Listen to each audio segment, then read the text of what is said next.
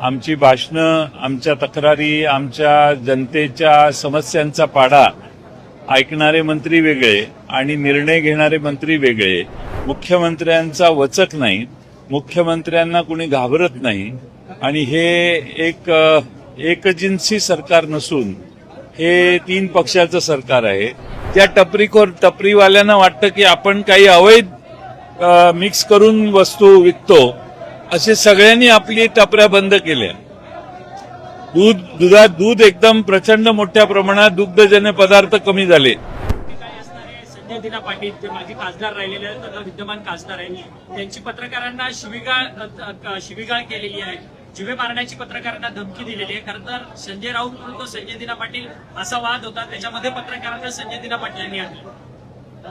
नाही, एक्झॅक्टली काय झालंय हे मला माहित नाही. आज सकाळी झालेलं आहे. मी एकंदर प्रकार काय झाला हे न बोलता प्रतिक्रिया देणे योग्य नाही, पण कधीही पत्रकारांशी बोलताना त्यांना अदब राखून त्यांच्या समजूत घालणं आवश्यक आहे. एखादा पत्रकार अतिरेक करत असेल कोणत्याही प्रकारचा, तर त्यालाही थोडंसं त्या प्रकारे योग्य अशा गोड शब्दात समजूत घालणं योग्य आहे. चुकीचे शब्द, शिव्यांचा वापर हा मात्र निषेधार्ह आहे. विधान परिषद सभापतींनी आज दुसऱ्यांदा मंत्र्यांना फटकारलेला आहे. काल सुद्धा विषय सुरू होता असं होतं. आज मंत्र्यांनी पणन विभाग आणि नगरविकास विभाग एकमेकांवरती जबाबदारी ढकलत असल्याचं अक्षरशः पाहायला मिळालं. असा प्रकार हा वारंवार घडताना पाहायला मिळतो. विधानसभेमध्ये 5-7 मंत्र्यांना त्यांच्याकडे जी खाती नाहीत त्यांची जबाबदारी या सरकारनं दिली, तेव्हा मी सभागृहात आक्षेप घेतलेला की जो मंत्री सगळ्यांचे प्रश्न ऐकतो तो मंत्री त्या पक्षाची जबाबदारी घेऊन पुढे काम करणार असला पाहिजे. आमची भाषणं, आमच्या तक्रारी, आमच्या जनतेच्या समस्यांचा पाढा ऐकणारे मंत्री वेगळे आणि निर्णय घेणारे मंत्री वेगळे. फाईल आम्ही जे आमचं म्हणणं ऐकतात त्यांच्याकडे फाईल कधी जातच नाही, मंत्र्यांच्या दुसऱ्याच मंत्र्यांच्याकडे फाईल जाते. त्यामुळं विषयाला न्याय मिळत नाही आणि त्याच प्रकारे सभागृहात हजर न राहण्याची परंपरा ह्या मंत्रिमंडळात फार मोठी आहे. मुख्यमंत्र्यांचा वचक नाही, मुख्यमंत्र्यांना कुणी घाबरत नाही आणि हे एकजिन्सी सरकार नसून हे 3 पक्षाचं सरकार आहे.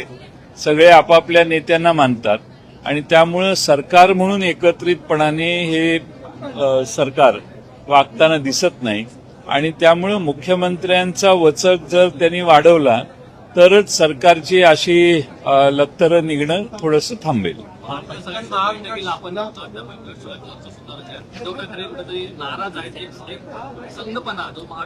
आमच्या बैठकीमध्ये रविवारच्या असं ठरलेलं की 23 तारखेला संध्याकाळी ही बैठक घ्यायची.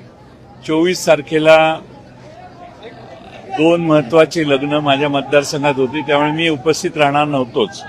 पण मी माझ्या सहीने आमच्या सदस्यांना उपस्थित राहायला सूचना केलेल्या होत्या. तुकाराम मुंडे यांच्या बदलीसाठी 250 कोटींची जबाबदारी सुरू आहे. तुकाराम मुंडे यांच्या बदलीसाठी 250 कोटींची जबाबदारी सुरू आहे, असा काल जितेंद्र आव्हाडांनी आरोप. आपल्या महाराष्ट्रामध्ये पाणी घेऊन पाणी दूध, पाणी घेऊन पनीर मिळणं आता बंद झालेलं आहे. पनीर का मिळत नाही तर पनीर न मिळण्याचं कारण पूर्वी भेसळयुक्त पनीर मिळत होतं म्हणून. अनेक दुग्धजन्य पदार्थ किंवा अनेक पदार्थ वेगळे हे मिळायचे बाजारातनं बंद झाले, कारण हे सगळे भेसळीने तयार करून जनतेच्या पोटात जात होते. आज तुकाराम मुंडेंनी जी भूमिका घेतली आहे त्यामुळं अनेक गावामधल्या टपऱ्या सगळ्या बंद झाल्या. ज्या टपरीवाल्यांना वाटतं की आपण काही अवैध मिक्स करून वस्तू विकतो, असे सगळ्यांनी आपली टपऱ्या बंद केल्या. दूध एकदम प्रचंड मोठ्या प्रमाणात दुग्धजन्य पदार्थ कमी झाले. अशा अनेक गोष्टी आहेत. मी संधी मिळाली तर सभागृहात ही माहिती देईन की तुकाराम मुंडेंनी फक्त गेल्या महिन्याभरात जे वातावरण तयार केलं त्यामुळं महाराष्ट्रामधली सगळी भेसळ जवळपास कमी व्हायला लागलेली आहे. आणि म्हणून तुकाराम मुंडेंना जर सरकारने बदललं तर काही किंमत घेऊन बदललं असं लोक म्हणतील, त्यामुळे मला खात्री आहे की सरकार असं करणार नाही.